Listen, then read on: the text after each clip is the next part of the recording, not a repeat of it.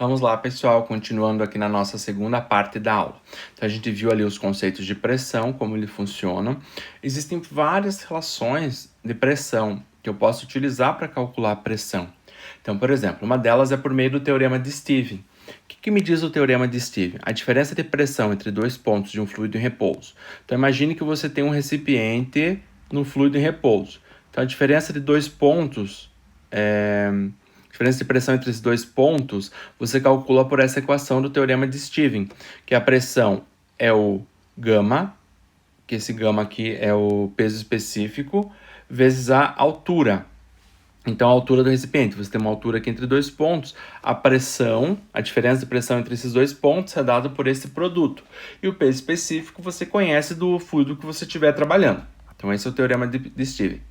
Também tem o princípio de Pascal. O que é o princípio de Pascal? O princípio de Pascal me diz que a pressão exercida em qualquer ponto por um líquido em forma estática, confinada, transmite-se integralmente em todas as direções e produz a mesma força em áreas iguais. Então, os macacos hidráulicos, por exemplo, eles funcionam com base nisso, com base no princípio de Pascal. E também um dos medidores de pressão que a gente vai estudar também, ele utiliza essa ideia, esse princípio, esse conceito. Tá? Então, as máquinas hidráulicas utilizadas para calibração de instrumentos, então diversos instrumentos que são calibrados por meio de máquinas hidráulicas, elas utilizam também o princípio de Pascal. Então, assim, como que nós medimos pressão? Então, nós temos os dispositivos, os medidores de pressão. Então, esses elementos mecânicos para a medição de pressão. Então, os elementos que nós utilizamos para medir pressão, nós classificamos em dois grupos. Então, são divididos em dois grupos. Então, um é o elementos mecânicos de medição direta, ou seja, você mede diretamente o valor da pressão. Nesse caso, vai ser por meio de uma altura de líquido. Como a gente já viu anteriormente, por exemplo, uma altura de 760 milímetros de mercúrio, ela equivale a 1 atm. Também pelo elemento mecânico elástico de medição de pressão, a deformação dos sólidos. Então você não vai medir diretamente a pressão, você vai medir um elemento elástico por meio de uma deformação elástica. Então nós vamos ver esses dois tipos de medidores de pressão. Então os elementos mecânicos de medição direta, o primeiro grupo. Então nesse caso a pressão é medida por meio da comparação. Por quem? Por uma altura de um líquido que você conheça. Por exemplo, se eu tenho uma altura de 760 milímetros de mercúrio, eu sei que eu tenho um atm. Então, se você conhecer a pressão a uma determinada altura, se você conhecer a altura daquele líquido, você consegue o valor da pressão. Então, os elementos diretos que a gente vai ver são os manômetros de tubo em U, são os manômetros de forma geral. Esse manômetro a gente vai dividir em algumas formas. A gente não, né? É dividido pela teoria. Manômetros de tubo em U, os manômetros de tubo em U que utilizam diâmetros diferentes e os manômetros de tubo inclinado. Então, como é que funciona o manômetro de tubo em U? Então, aqui você tem uma foto, você consegue ter uma altura de líquido. Quando ele está parado, você tem um ponto que você considera até o zero, que é o equilíbrio, que os dois ramos, você tem dois ramos do manômetro. Então, os dois ramos estão equilibrados. Então, o que é o manômetro em tubo em U? É como o nome diz, é um tubo que ele é dobrado, ele tem o formato de um U, como você pode ver aqui pela figura, ó. Então ele tem esse formato em U. E esse tubo, ele tem um líquido no interior dele. Esse líquido você sabe qual líquido que é e você conhece algumas características dele. Então aqui tem um em verde e um outro em laranjado ali, que eu mostrei para vocês. Então aqui tem um manômetro em U. Então observe aqui, ó, não tem nenhuma pressão exercida dos dois lados. Então eles estão no ponto zero, no equilíbrio. Aí você liga esse manômetro numa tubulação, numa linha, alguma coisa. Então vai vir um fluido e vai vir para cá e vai exercer uma pressão, como nesse caso aqui, ó, exerce uma pressão. Então, o que vai acontecer com esse líquido? Esse líquido aqui vai descer e o outro lado vai subir. Aí ele já não vai mais estar no zero, ele vai ter uma altura. Aí você consegue saber a altura do líquido e você sabe relacionar a altura de líquido com a pressão. Então, por exemplo, você sabe ali o que eu usei, que é mais fácil, mais claro aqui, que é o mercúrio, 760 milímetros de mercúrio. Uma altura vale uma atmosfera. Ah, se eu tiver 80 milímetros de mercúrio, 100 milímetros de mercúrio, 1000 milímetros de mercúrio, eu consigo transformar para atmosfera. Atmosfera, consigo transformar de bar, Pascal, consigo fazer relação sobre as unidades. Então, o manômetro de tubo em U, ele é como o nome diz, é um tubo dobrado em U, o material é transparente, porque você precisa enxergar o líquido, e você tem uma placa graduada. Então, esse líquido, você vai conhecer as características dele, seja lá qual for a água, o álcool, pode pôr um corante nesse líquido, o mercúrio, dentre outros líquidos existentes. Então esses são os elementos mecânicos, né, como eu já expliquei ali para vocês, de medição direta. Quando não tem pressão nos dois lados, você é o ponto zero, ou pelo menos o ponto zero daquele manômetro. E você tem uma escala graduada como unidade de pressão. Quando um lado for exercido pressão, um líquido vai tender a descer e do outro lado ele vai tender a subir. Então a medida de pressão é realizada pela leitura, pela diferença de altura entre os dois líquidos nos dois braços do manômetro. Então o procedimento do manômetro é bem simples. Ele é classificado como elemento mais simples de medição direta, principalmente em situações de baixas pressões. Então ele é um instrumento bom, ele é um instrumento adequado, mas hoje em dia a gente não vê muito manômetro, ou seja, eles não são amplamente utilizados na atualidade. Por quê? Se desenvolveu uma nova tecnologia, vieram novos sensores de pressão, que têm dimensões menores, são mais robustos, têm mais facilidade de uso, então eles acabaram substituindo o manômetro nos últimos anos. Mas ainda você vai em muitos lugares, muitos laboratórios, você ainda vê manômetros. Não tanto como alguns anos atrás. Aí, existe uma adaptação do manômetro, que é um manômetro com diâmetros diferentes. Deixa eu mostrar a foto primeiro antes de explicar. Então, aqui nós temos essa figura, manômetro com tubo diferente. Então, a altura, não tem nenhuma pressão, está aqui no zero, como vocês podem enxergar aqui. A partir do momento que vai ser uma pressão, uma altura um lado vai diminuir, no outro vai aumentar. Só que essa pressão diferente utiliza aqui aquele princípio que a gente viu, o mesmo princípio utilizado nos macacos hidráulicos. Então, o resultado desse aspecto construtivo, a altura do líquido do reservatório do diâmetro maior muda pouco. Então aqui você mudou um pouquinho a altura, do outro lado vai mudar bastante, por causa da relação que existe entre as áreas, por causa dos diâmetros da tubulação e as forças. Então, ele vai ter um ramo que é bastante sensível a essa mudança de variação. Então você consegue uma boa sensibilidade nesse tipo de instrumento. E uma outra variação de manômetro que existe é o manômetro de tubo inclinado. Só esqueci de falar, esse manômetro de tubo em U com diâmetros diferentes, eles também são chamados de manômetros de poço. Manômetros de poço. É um termo que existe e aparece. Tá? Esse aqui também pode ser chamado de manômetro de poço do tubo inclinado. Então, o manômetro de tubo inclinado é a mesma coisa. Você sabe que você tem um manômetro 2 ramos. A diferença é que agora um dos tubos, os tubos não vão estar paralelos, um vai estar inclinado. Então, eles apresentam características bem similares às anteriores, propriedades e tal. Porém, o tubo de menor diâmetro é inclinado com um determinado ângulo. Então, você consegue um grande deslocamento. Então, você tem uma pressão, você consegue um deslocamento significativo. Então, você consegue um instrumento que ele vai ter uma boa precisão, uma boa confiabilidade. E esse instrumento ele tem que estar bem nivelado. E se tiver muita vibração, ele vai atrapalhar a tua medição. Então, essa é a característica, que ele tem que estar nivelado e não pode ser um ambiente que tenha muita vibração. Então, por exemplo, você tem aqui o fluido, olha, ele está no zero ali, como você pode ver. Então, é exercida uma força, uma pressão ali, e o fluido sobe. Então, você consegue um manômetro com uma construção boa para medir baixa pressão, porque ele tem uma sensibilidade muito boa. Então, mesmo que a pressão seja bem pequenininha, você consegue medir uma boa elegibilidade. Ele é bem preciso, ele é bem bom. Só que para você fazer esses instrumentos, esse tipo de manômetro, ele tem que ser bem rigorosamente calibrado para você ter valores confiáveis. Então, esses são os elementos mecânicos, né? Esses foram os elementos mecânicos de medição direta de pressão. Agora, a gente vai ver alguns elementos mecânicos elásticos, que usam propriedades de deformação. Quais são essas propriedades de deformação? Por exemplo, uma mola se deforma. E os corpos deformados obedecem à lei de Hooke. Então, lembre-se lá da física. O que é a lei de Hooke? F igual a K vezes X. Esse K é a constante elástica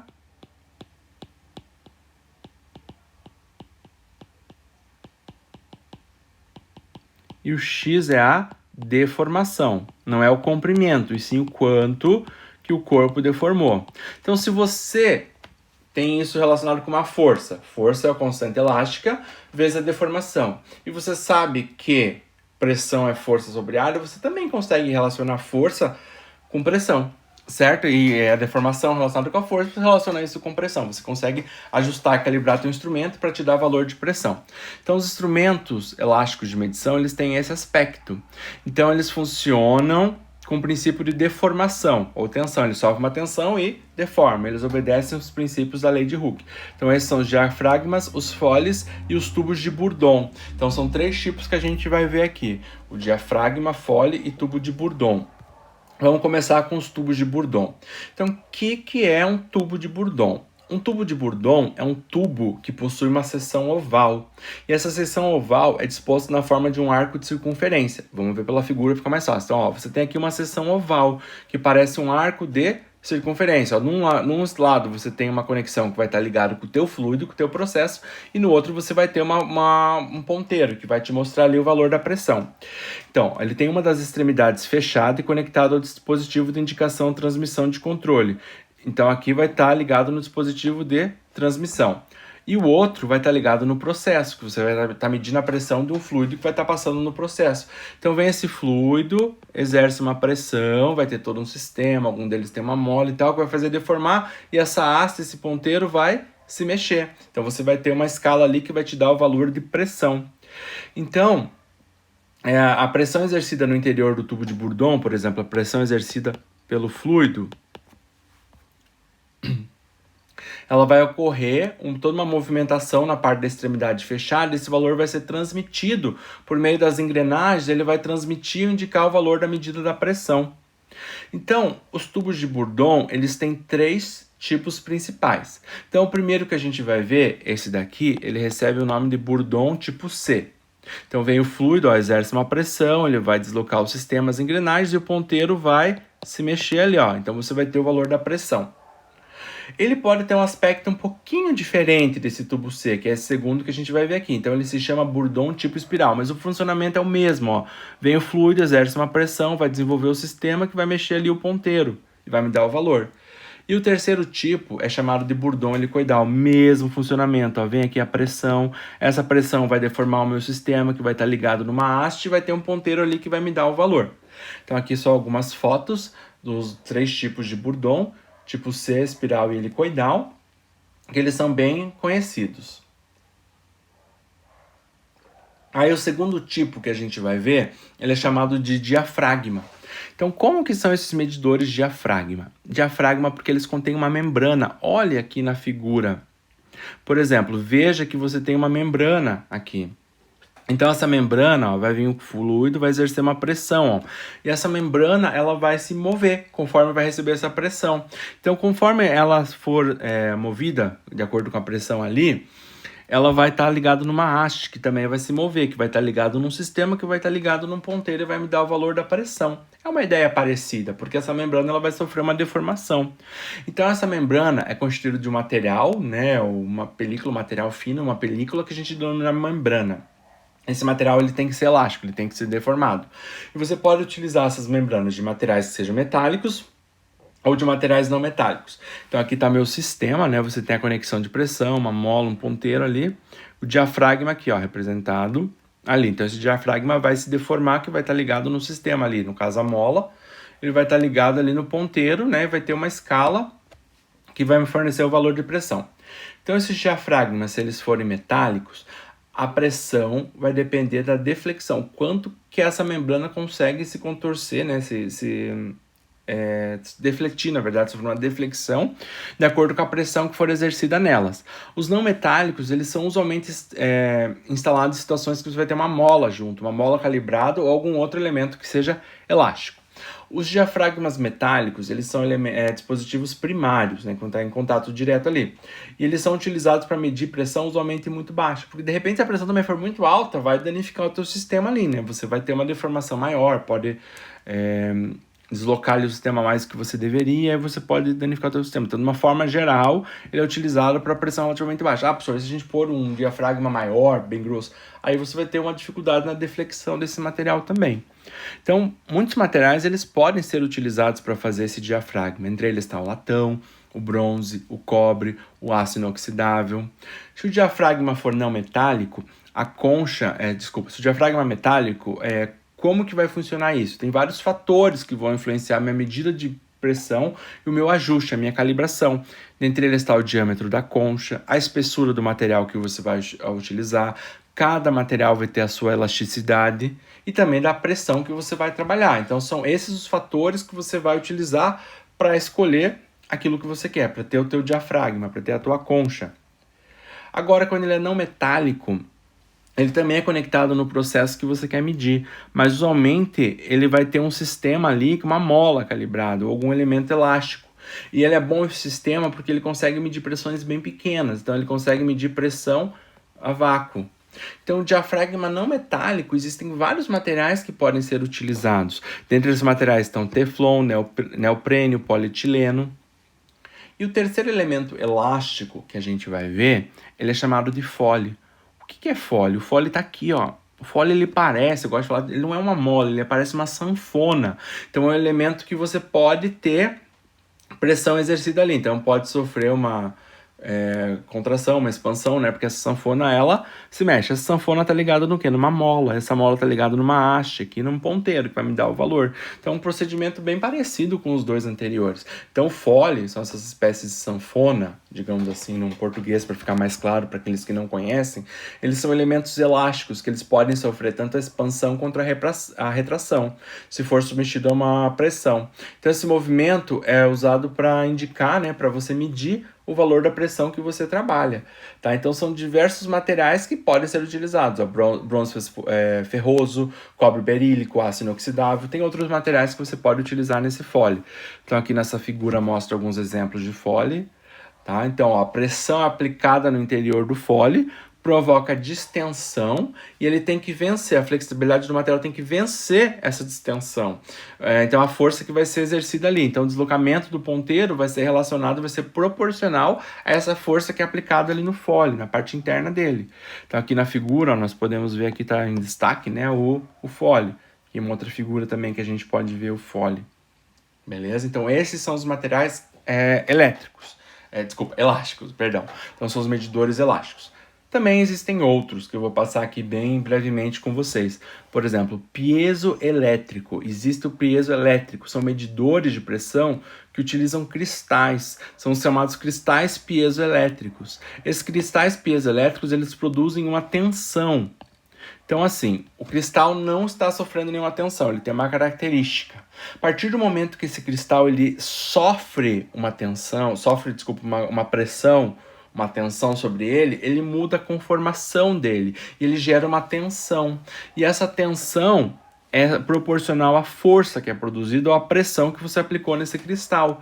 E você pode amplificar esses valores e utilizar esses dispositivos piezoelétricos para ter o valor de pressão. Então aqui, por exemplo, você pode ter um diafragma. Então esse diafragma está ligado num cristal piezoelétrico e num amplificador para você ter o valor. Então esse aqui é um sistema simplificado do medidor de pressão chamado piezoelétrico. Então a gente viu que a gente utiliza cristal. Quais são os cristais utilizados? São diversos, dentre o quartzo, a turmalina e o titanato. São os cristais que sofrem algum tipo de deformação mudando a tensão. Dentre esses, o quartzo é o mais utilizado. Tá? Então o material mais utilizado é o quartzo. Então esse efeito piezoelétrico, como é que funciona isso? Os sensores piezoelétricos eles medem a pressão porque esse cristal ele sofre uma deformação.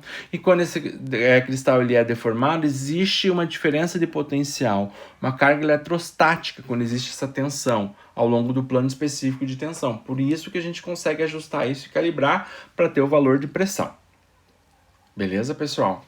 Um outro tipo que a gente vai ver, ele se chama medidor de pressão extensométricos, ou strain gauge, faltou um aqui, ó. Tá? Então funciona como um transdutor com base na variação de comprimento, resistência de diâmetro. Então você tem um elemento que ele tem uma resistência, certo? E essa resistência, ela pode sofrer variação, porque lembrem-se da física. O que acontece na resistência? A resistência ela obedece essa equação, ρ LA. Então, o que é o ρ? É a resistividade. Se a gente não mudar a temperatura, esse valor é constante, ele depende do material. Agora, a resistência não, depende das dimensões do material. A resistência depende da resistividade, isso aqui você acha numa tabela, no comprimento do material e na área. Então, se esse material sofre uma deformação, você pode estar alterando o comprimento dele e a área. Isso influencia a passagem de carga, influencia a passagem de corrente. Então, você altera a resistência do teu sistema. Pensa no chuveiro, não se põe simplesmente o metal lá, você põe ele todo curvadinho. Você quer mudar as dimensões para ter a resistência. Aqui seu certinho, ó, no outro slide ali faltou um U. Então, strain gauge ou piezo resistivo, são os dois nomes que aparecem. Tá? Então, você tem assim, o sensor ele tem essa montagem, é um fio que é firmemente colocado sobre uma lâmina e você compacta esse sistema do máximo possível. Então, esse sistema ele vai estar ligado também num circuito, né, que utiliza uma ponte de Wheatstone com os elementos montados em um único bloco. Então, você tem aqui um elemento, ó, desse aspecto. Tá? Ele é um elemento assim que a gente pode dizer que ele é relativamente barato e para ser utilizado para medir pressões. Aí vocês também lembram da física dos capacitores. Tem instrumentos de medição de pressão que utilizam capacitores. Então, quais que são esses instrumentos? Como que é um capacitor? Um capacitor, ele tem a finalidade do quê? De armazenar carga. Lembrem-se, num capacitor você calcula a capacitância, que é a carga pela diferença de potencial. E esses capacitores, eles têm vários formatos. Usualmente ele depende da distância entre as placas. Então, o capacitor, você tem uma placa que vai ser positiva e uma negativa. E entre eles você tem a região que separa os dois, que é chamado de dielétrico. Então você, a partir do momento que exercer uma força numa das placas do capacitor, você vai ter um desbalanceamento dessas cargas, você vai alterar o valor da capacitância. E alterando essa capacitância, você consegue saber que existe uma pressão proporcional a isso. Então são as células capacitivas, eles podem ser resumidos, resume-se, na deformação direta pelo processo em uma das armaduras do capacitor. Então você tem um capacitor, você tem duas armaduras aqui em vermelho, uma e outra. Vem o fluido, vai exercer uma pressão em uma das armaduras do capacitor, a pressão aplicada vai causar uma deformação, que vai alterar o valor da capacitância, que é carga pela diferença de potencial, a fórmula básica. Tem outras equações que são específicas para cada capacitor, que são desenvolvidas com base nessa. Tá? Então você tem esse seu circuito eletrônico, que você altera o valor da capacitância, e essa alteração da capacitância é proporcional à pressão exercida. Então aqui são algumas fotos, né, de uns capacitores que utilizam isso, de uns sensores de pressão que utilizam esse princípio, e eu tenho as informações que eu preciso. Então esses são alguns dos principais medidores de pressão. Não falamos sobre todos, mas pelo menos dá uma boa base para vocês continuarem. Bons estudos para vocês, nos falamos em breve.